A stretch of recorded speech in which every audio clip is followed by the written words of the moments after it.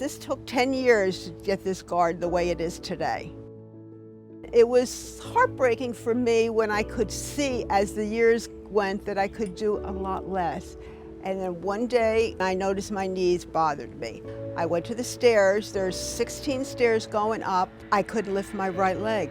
And I stood there for a good 10-15 minutes and I said, what is wrong? So the next morning I got up, I told my husband, you have to take me to the emergency room. Dr. Buxbaum, he took x-rays and everything and he told me, he said, you're bone on bone, you have to have both of them done. And I looked at him and I said, I don't want to be like this the rest of my life. I was in a wheelchair. And he said, okay, then we'll do it.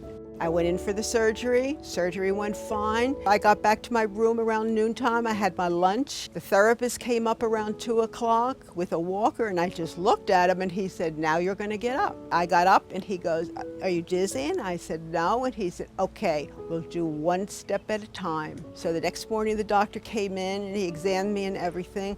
And Dr. Buxbaum said he couldn't believe the range of motion I had on my leg. Right now, I'm feeling fine.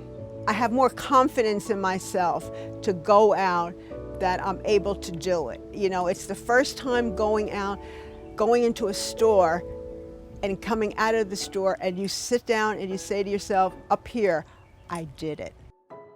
You gotta keep going. That's one thing I tell everybody. You gotta keep going no matter what, because if you work hard, you're gonna be back. It's like the walking. You have to come out and say, I'll do it, and then you sit back and say, I did it. Like the doctor said, you can do anything. It's just to get out and do it.